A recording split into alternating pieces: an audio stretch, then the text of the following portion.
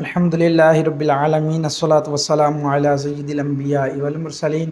اما بعد فاعوذ باللہ من الشیطان الرجیم بسم اللہ الرحمن الرحیم الصلاۃ والسلام علیک یا سیدی یا رسول اللہ وعلی آلک واصحابک یا حبیب اللہ۔ محترم ناظرین و سامعین، السلام علیکم ورحمۃ اللہ وبرکاتہ۔ محترم ناظرین، گزشتہ ایک ویڈیو میں حضرت ہود علیہ السلام ان کے حوالہ سے کچھ گفتگو کی تھی، ان کی سیرت پر، ان کی قوم کا تعارف کچھ پیش کیا تھا۔ آج انشاءاللہ عز و جل مزید گفتگو کریں گے کہ حضرت ہود علیہ السلام کا حسب و نسب کیا تھا،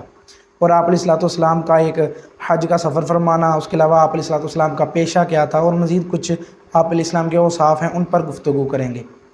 گمراہی کی تاریکیوں میں بھٹکنے والی اس قوم کو راہ ہدایت پر لانے کے لیے اللہ تعالیٰ نے اسی قوم سے حضرت ہود علیہ السلام کو رسول بنا کر ان کی طرف بھیجا۔ آپ علیہ السلام حضرت نوح علیہ السلام کے پوتے ارم کی اولاد سے ہیں، اور علامہ بیضاوی رحمۃ اللہ تعالیٰ علیہ نے آپ علیہ السلام کا نسب اس طرح بیان فرمایا ہے کہ ہود بن عبداللہ بن رباح بن خلود بن عاد بن قوس بن ارم بن سام بن حضرت نوح علیہ السلام۔ روئے زمین پر عاد کے نام سے دو قومیں گزری ہیں۔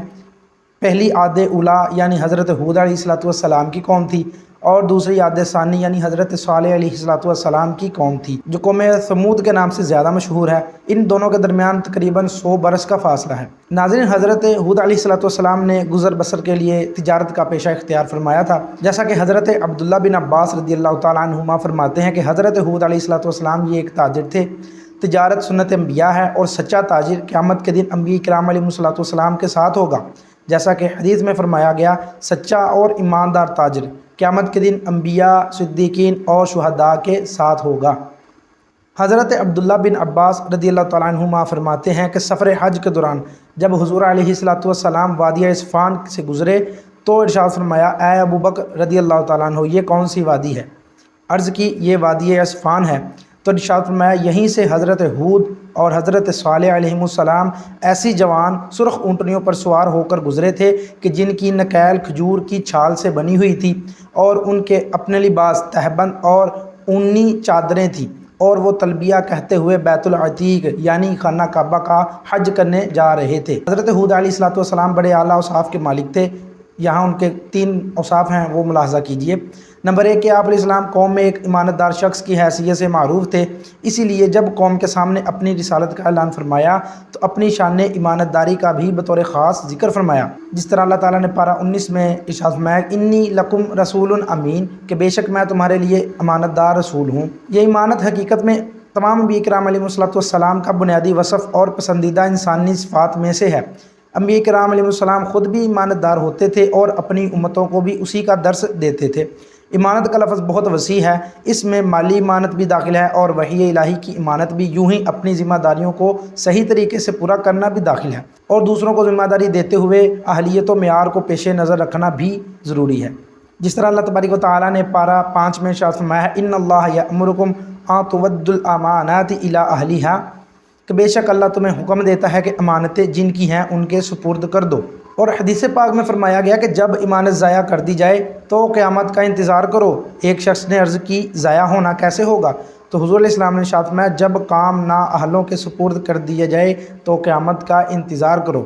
یوں ہی لوگوں کے راز بھی امانت ہوتے ہیں، جیسا کہ حدیث مبارکہ میں ارشاد فرمایا ہے، مجلسیں امانت ہیں، اور فرمایا جب آدمی کوئی بات کرے پھر ادھر ادھر دیکھے تو وہ بات امانت ہے۔ نیز ایمانت داری کی ایک اہمیت کا اندازہ اس سے بھی لگایا جا سکتا ہے کہ نبی کریم علیہ السلام نے ارشاد فرمایا، اس کا کوئی دین نہیں کہ جو ایمانت دار نہیں۔ پھر دوسرا وصف حضرت ہود علیہ السلام کا انتہائی مخلص اور ہر معاملے میں محض رضا الہی کے طلبگار تھے، اس لیے تبلیغ رسالت کے فرائض کی انجام دہی میں قوم کو واضح کہہ دیا تھا کہ ما اسألکم علیہ من اجر ان اجری الا علی رب العالمین، کہ میں تم سے اس پر کچھ اجرت نہیں، یعنی اس تبلیغ پر کچھ اجرت نہیں مانگتا، میرا اجر تو اسی پر ہے جو سارے جہان کا رب ہے۔ نمبر 3 پر حضرت ہود علیہ السلام اللہ تعالیٰ پر توکل کے اعلیٰ مقام پر فائز تھے، چنانچہ تبلیغ رسالت میں آپ علیہ السلام اپنی طاقتور اور ظالم و جابر قوم سے بالکل خوفزدہ نہ ہوئے۔ اور ان سے صاف صاف فرما دیا کہ انی توکلت علی اللہ ربی و ربکم ما من دابۃ الا هو آخذ بناصیتها ان ربی علی صراط مستقیم۔ ترجمہ ہے کہ میں نے اللہ پر بھروسہ کر لیا جو میرا اور تمہارا رب ہے، زمین پر چلنے والا کوئی جاندار ایسا نہیں جس کی پیشانی اس کے قبضہ قدرت میں نہ ہو، بے شک میرا رب سیدھے راستے پر ملتا ہے۔ طوفان نوح کے برسوں بعد سب سے پہلے قوم عاد نے توحید و رسالت اور ایمان و ہدایت سے دوری اختیار کی اور ایک عرصے تک بت پرستی، کفر و شرک، گمراہی، سرکشی، فسق و فجور اور غفلت و جہالت میں مبتلا رہے۔ ان کی ہدایت اور رہنمائی کے لیے اللہ تعالیٰ نے انہی کی قوم سے حضرت ہود علیہ السلام کو رسول بنا کر ان کی طرف بھیجا۔ اس بعثت کا ذکر قرآن پاک میں متعدد مقامات پر کیا گیا ہے، جس طرح اللہ تعالیٰ نے سورہ اعراف میں فرمایا وَإِلَىٰ عَادٍ أَخَاهُمْ هُودًا، اور قوم عاد کی طرف ان کے ہم قوم ہود کو بھیجا۔ اس کے علاوہ اللہ تعالیٰ نے سورہ ہود آیت نمبر 50، سورہ شعراء آیت نمبر 136 میں بھی اسی طرح بات بیان فرمائی ہے۔ آپ علیہ السلام نے قوم عاد کو وحدانیت الہی پر ایمان لانے، صرف اللہ تعالیٰ کی عبادت کرنے اور اسی کے احکام پر عمل کرنے کا حکم دیا اور عذاب الہی سے ڈرایا، جس طرح اللہ تعالیٰ نے قرآن کریم میں فرمایا قال یا قوم اعبدوا اللہ ما لکم من الہ غیرہ افلا تتقون، اور ہود علیہ السلام نے فرمایا اے میری قوم اللہ کی عبادت کرو، اس کے سوا کوئی تمہارا معبود نہیں، تو کیا تم ڈرتے نہیں؟ حضرت ہود علیہ السلام کی یہ بات سن کر، آپ کی دعوت حق سن کر قوم کے کافر سرداروں نے آپ علیہ السلام سے کہا کہ ہماری نگاہوں میں تو تم سراسر حماقت کا شکار لگتے ہو علیہ باللہ،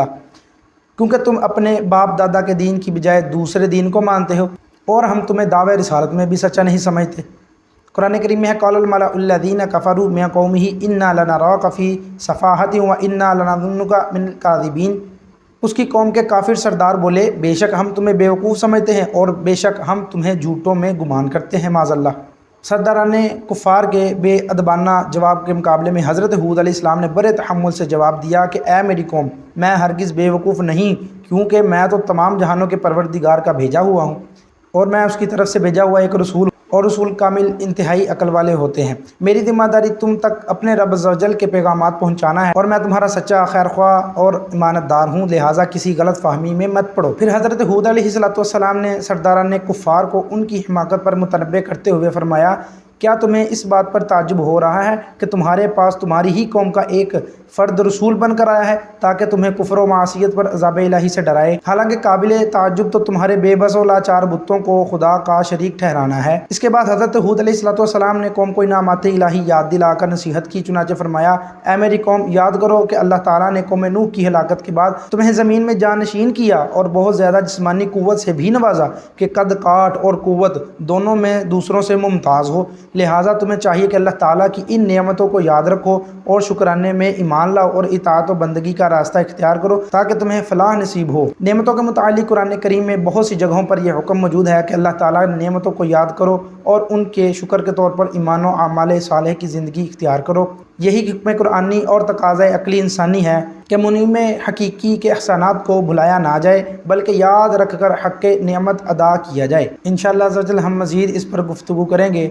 آج کی ویڈیو میں ہمارے لیے سیکھنے کے لیے بہت ساری چیزیں تھیں، جن میں ایک اہم چیز تھی کہ ایمانت میں خیانت نہیں کرنی چاہیے۔ جو ایمانت میں خیانت کرتا ہے، رسول اسلام نے فرمایا کہ اس کا کوئی دین نہیں۔